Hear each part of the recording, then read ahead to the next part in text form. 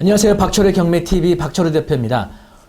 5분 만에 배우는 권리분석 오늘 소개해드리도록 하겠습니다. 오늘 소개해드릴 물건은요.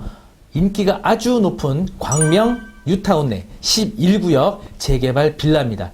이 물건 입찰하기 위해서 꼭 알아야 하는 사항이 있습니다. 이 내용에 대해서 오늘 자세하게 설명드리도록 하겠습니다.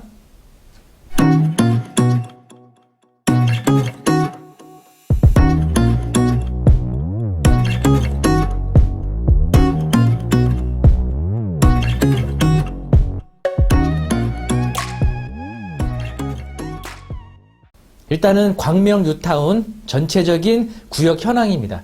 11구역은요. 여기 광명 사거리역과 철산역 중간에 위치해 있고요. 위치는 대로변 쪽하고 아주 가까워서 좋은 입지라고 할 수 있고 이 광명 뉴타운 내에서는 가장 대장 단지라고 할 수 있습니다. 다른 구역들은 아무래도 언덕에 위치해 있거나 또는 전철역에서 상당히 멀리 떨어져 있다 보니까 선호도에 있어서 11구역이 가장 높은 단지라고 할 수가 있죠. 네, 광명 11구역은요. 4291세대로 건축할 예정이고요. 현대화 그리고 현대산업개발에서 시공을 할 예정입니다. 재개발 단계는요. 관리처분인가 준비 중에 있습니다. 최근에 조합원 신청 분양을 모두 분양 신청을 마치고 이제 아마 조만간 관리처분인가를 앞두고 있어서 가격 상승이 또 가파르게 더 이루어질 것으로 보여집니다. 네, 그러면 해당 물건 자세한 상세 내역 소개해드리도록 하겠습니다. 광명시 철산동에 있는 빌라고요. 1층입니다. 그리고 사건 번호 2020타경 51866 감정가격 3억 7,800 매각길 2020년 11월 10일 화요일 전용 면적은 59.46제곱미터고요. 대지 면적은 14.93제곱미터 4.52평 최근에 요 유사한 면적의 빌라가 7억에 거래가 됐다고 합니다.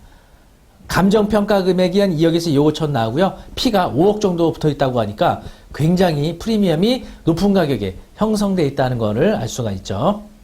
네, 그러면 권리 분석 해드리도록 하겠습니다.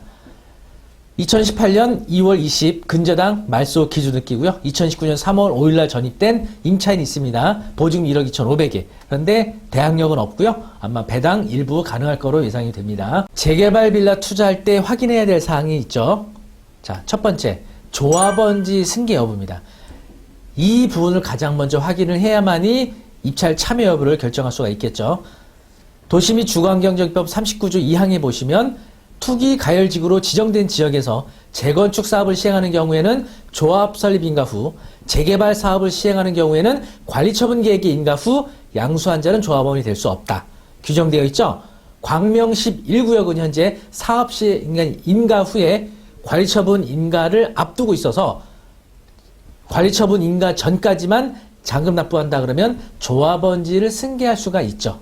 하지만 조합원지 승계 여부에 대해서는 이 조항만 적용할 수 없는 거죠. 바로 지난번에 제가 말씀드렸던 영상 중에 물딱지와 관련된 영상 보신 분들은 아시겠지만 도시 및 주거환경정비법 39조 제1항 다음 어느 하나에 해당하는 것은 그 여러 명을 대표로 하는 한 명을 조합원으로 본다. 이 규정 잘 보셔야 됩니다.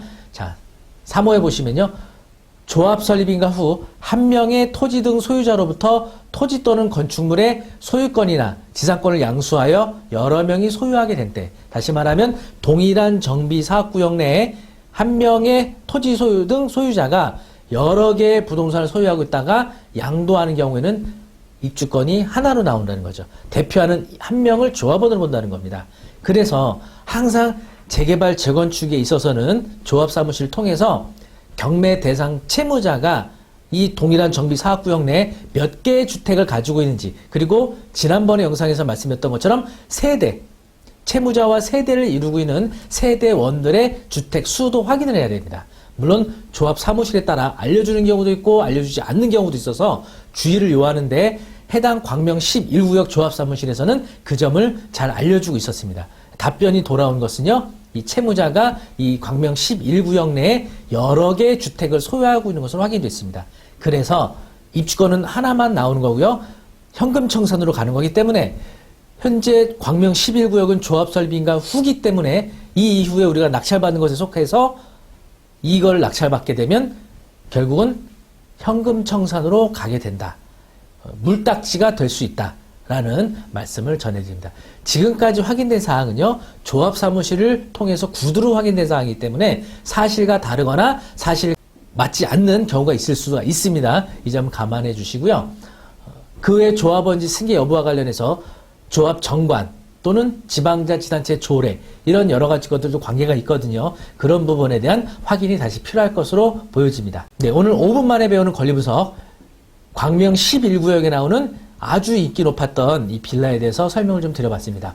경매와 부동산에 관련된 궁금한 사항 있으시면요, 네이버 카페 박철호의 경매 아카데미 그리고 유튜브 박철호의 경매 TV를 통해서 부동산과 경매에 관한 다양한 정보 보시기 바라겠습니다. 영상이 좋으셨다면 구독, 좋아요, 알람 설정까지 부탁드리겠습니다. 감사합니다.